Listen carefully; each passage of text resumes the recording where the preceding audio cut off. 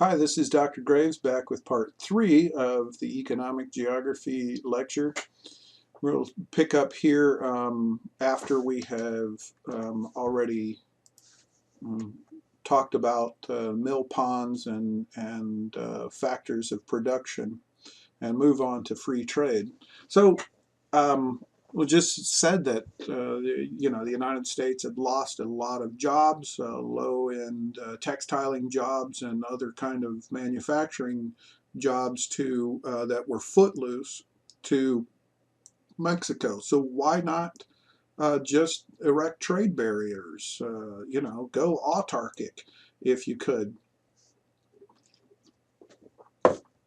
It seems to be what Donald Trump thinks maybe we should consider doing because he thinks that we're not being treated fairly in a lot of these sorts of things. Well, the reason that we don't do a lot of that is rooted in something called the principle or the law of comparative advantage. And basically what that says is when you are involved in trade, um, we should trade with countries um, and allow them to manufacture or extract what they do best and cheapest and most efficiently, and we will trade with them what we do best, most efficiently, cheapest, and at the highest quality. So if there is something that another trading partner can do better than we do,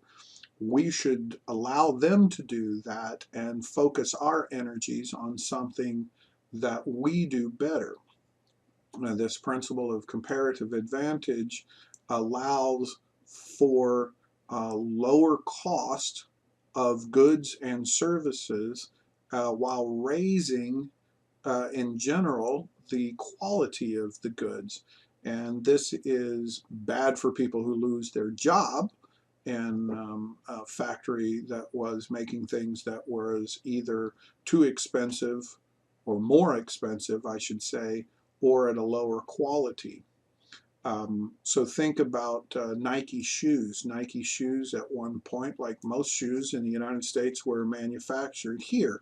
But when you are paying people at the minimum $15 an hour to sew Nike shoes, the cost of Nike shoes would be far greater than it would be if we didn't ship that production to another country, where rather than the workers making $15 an hour, they're making maybe 15 cents an hour or $15 a week.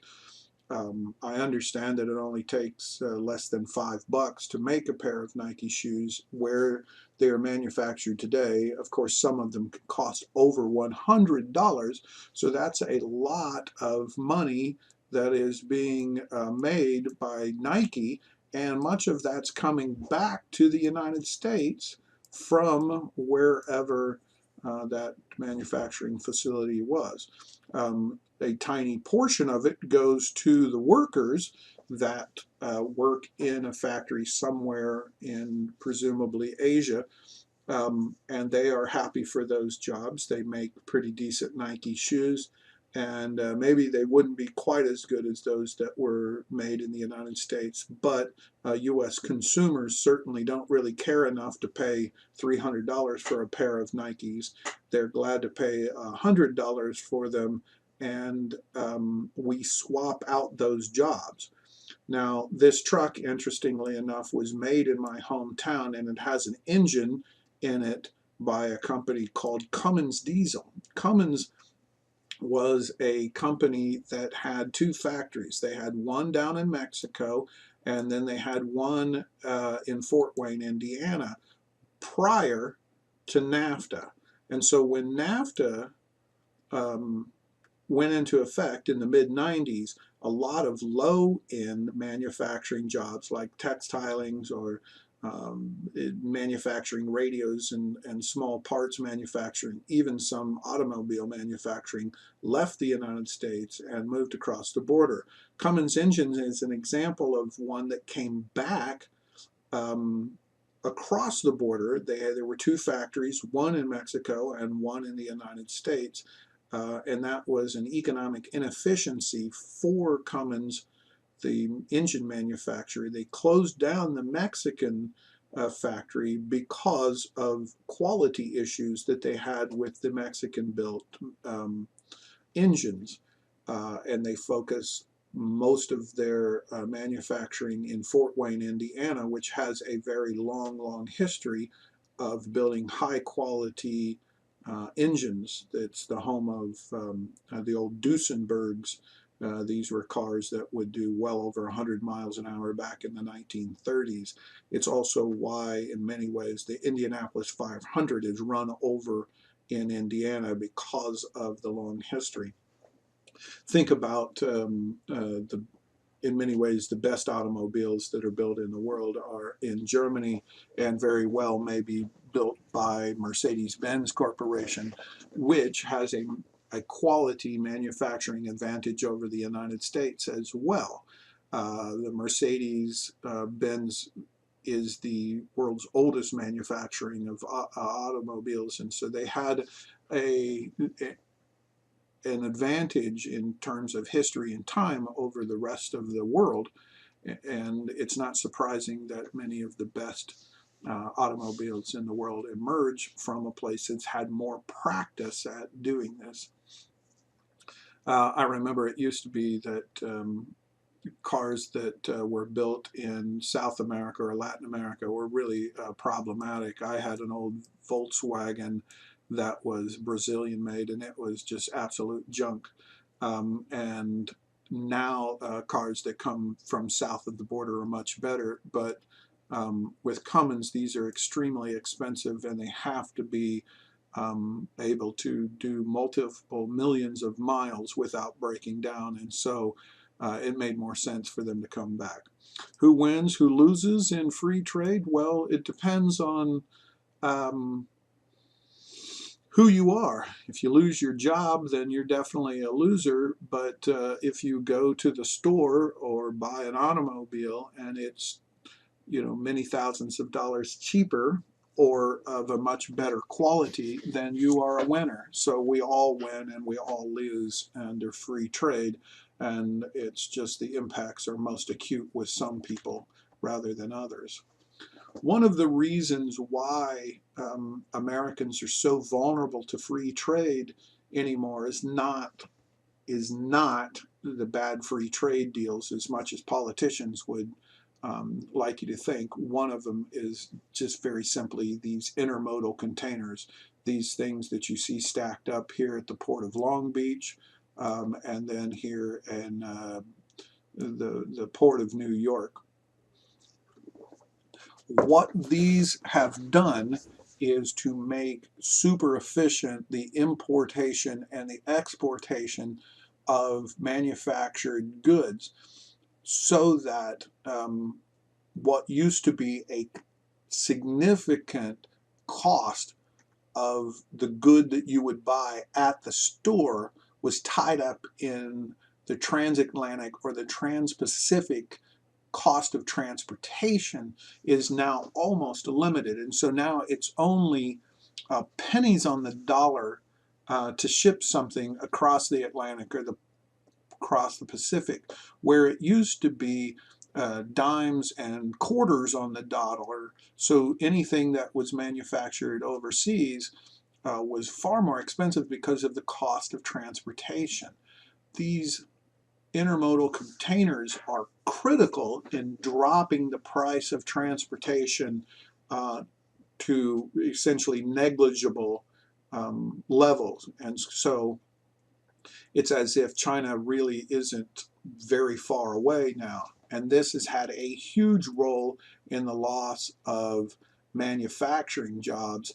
It's also had a huge role in the loss of shipping jobs, because these gantry cranes here are run by perhaps one single person, and there's only a small crew on the ship, whereas as late as the 1950s, the 1960s, there would have been many hundreds of dock workers, people called stevedores, unloading and loading goods.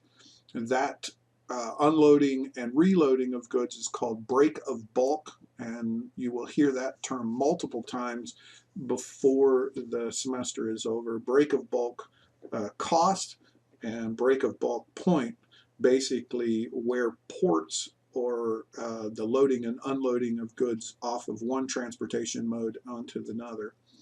When transportation costs go down, the total cost of a good goes down, but that then makes lots of people's job at risk to distant competition. Some of the places that have tried import substitution, basically tried to keep out free trade, have done poorly. Generally, it was done in much of the third world and many of the what's called second world areas, the old communist countries, to protect infant industries. So, for example, they try to build their own automobiles. They build a car factory and they want these cars to the factory to succeed, and so they put trade barriers around the industry to keep out competition. This almost always ended in disaster of one sort or another. One of the main reasons was the size of the domestic market was too small. So you have to build a lot of automobiles in order to make them cheap. That is known as economies of scale. So the price goes down with the number of units produced. This is a sort of an old Russian car called a Lada, and these and many other Soviet-built products were terrible because they one didn't achieve economies of scale, so they weren't producing enormous numbers of them. But more importantly was that there was no competition from outside. So the cost could go up. They didn't have to worry about competition, but much of the problem was with the quality of automobiles or any of these manufacturing um, goods, manufactured goods that were not subject to competition. You only have to look at American cars in the 1970s that had very little competition from the German and the Japanese automobile manufacturing industries to know just how bad cars got here.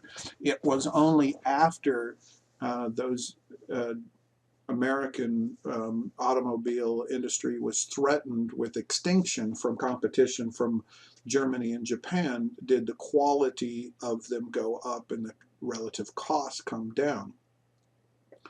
The distance to competition functions in many ways like protectionism, or did in the past, but with containerization, then the distance to competition has been squashed. The import substitution model has also been squashed by the role of the International Monetary Fund, which refuses to allow countries to engage in outrageous levels of protectionism nowadays the way they once did.